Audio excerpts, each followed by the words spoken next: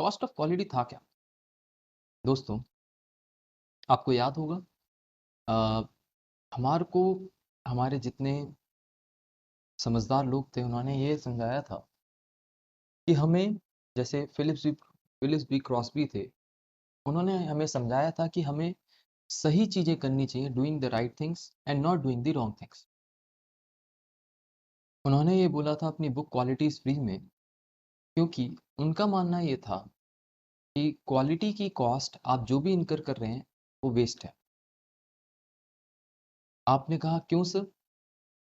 आपको याद होगा फैगमम ने तो ये तक कहा था कि जो कॉस्ट आप डिफेक्टिव्स वगैरह पे लगा रहे हैं उतनी उतना जो टाइम कॉस्ट आप उस पे लगा रहे हैं वो एक हिडन प्लांट की इक्विवेलेंट है।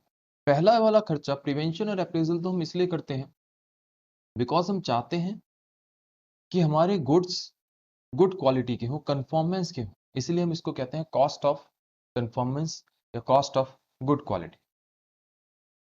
और अगर वो गुड्स या जो कुछ भी है हमारा कंफर्म नहीं कर पा रहा गुड क्वालिटी को, तो आप कहेंगे उसे कॉस्ट ऑफ नॉन कन्फॉर्मेंस या फेलियर कॉस्ट या कॉस्ट ऑफ पुअर क्वालिटी कहेंगे, जो कि इंटरनल फेलियर और एक्सटर्नल फेलियर में डिवाइड होता है। प्रिवेंशन क्या है? प्रिवेंशन का मतलब आपने कोई भी ट्रेनिंग रखी, पॉलिसी बनाई या कुछ भी ऐसा किया जिससे आप कोशिश कर रहे हैं कि ये डिफेक्ट आए ही ना। अप्रेजल, आप किसी भी चीज की टेस्टिंग कर रहे हैं, आप इंस्पेक्शन कर रहे हैं, उसको आप अप्रेजल बोलते हैं। किसी भी चीज, चाहे वो रॉ मटेरियल हो, मशीन हो, फिनिश गुड्स हो, तो आप ये कह रहे हैं कि आप उस चीज के ऊपर इंस्पेक्शन कर रहे हैं कि चीज एज डिजायर्ड है या नहीं। देन इंटरनल फेलियर, अब कोई भी अगर नुकसान मुझे विद इन फैक्ट्री हो रहा है, कोई भी अगर नुकसान मुझे विद इन फैक्ट्री हो रहा है, उसे इंटरनल फेलियर बोलेंगे। आपने का मतलब, मैंने कहा मान लीजिए मटेरियल जो लगाया था उससे जो प्रोडक्ट बना वो अच्छा नहीं बना, डिफेक्टिव प्रोडक्ट बना, तो आप उसको क्या कहेंगे? Internal failure. रिजेक्ट्स है ना ये। आपने कहा अगर मान लेते हैं कि आपकी एक मशीन का पार्ट टूट गया, नुकसान हो रहा है, कहाँ पे हो रहा है? विद इन द फैक्ट्री हो रहा है। तो आपने कहा अच्छा सर, ये इंटरनल फेलियर है। अब एक्सटर्नल फेलियर, कोई नुकसान कस्टमर ने हमें बताया या कस्टमर के एंड पे हो रहा है। अब वो कैसे हो सकता है? कस्टमर छोड़ के चला गया, कहता बेकार प्रोडक्ट है, मैं नहीं आपसे खरीदूंगा। कस्टमर ने गुड्स रिटर्न कर दी, कस्टमर ने कस्टमर केयर पे वारंटी क्लेम्स के लिए कॉल किया, वारंटी क्लेम्स के लिए हमने टाइम लगाया, हमारी टीम लगी, जो भी लगा, चाहे कस्टमर केयर एग्जीक्यूटिव ही क्यों नहीं लगाओ। तो वो सारी जो कॉस्ट है, वो सारा जो टाइम है, वो external failure. Cost of quality curve क्या है? और मैंने आपको बताया था, देखो क्वालिटी के अंदर क्या होता है, जब हम अपनी इंटरनल और एक्सटर्नल फेलियर कॉस्ट पे ध्यान दें, जिसमें प्रिवेंशन और अप्रेजल कॉस्ट अगर आप बढ़ा दें, मतलब कंफर्मेंस के लिए आप जो कॉस्ट लगा रहे हैं वो बढ़ा दें, सो ऑब्वियसली आपके फेलियर रिड्यूस हो जाएंगे।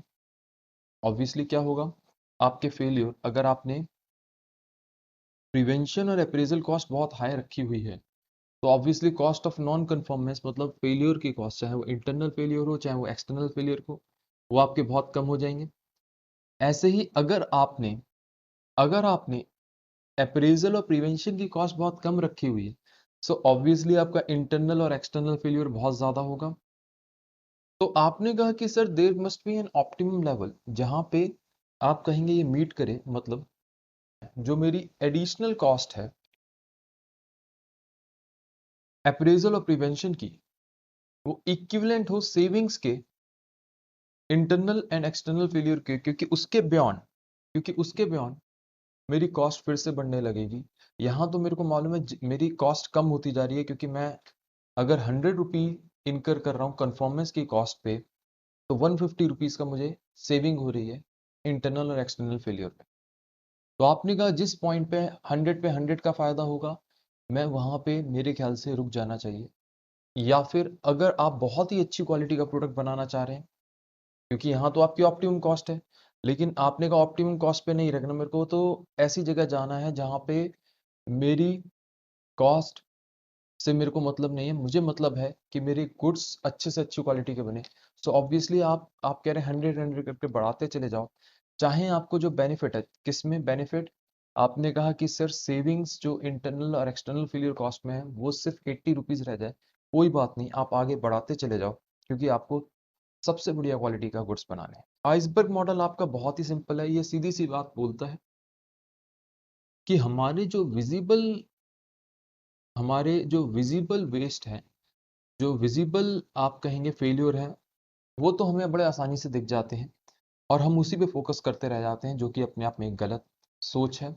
What we need to do, we need to focus on those that are invisible, जो क्लियरली ना दिखे, जैसे लेट पेपर वर्क है, आपने का अनयूज्ड कैपेसिटी है, इन पे भी ध्यान दीजिए, क्योंकि ये ही जेनेसिस है बाकी डिफेक्ट्स के, बाकी एरर्स के।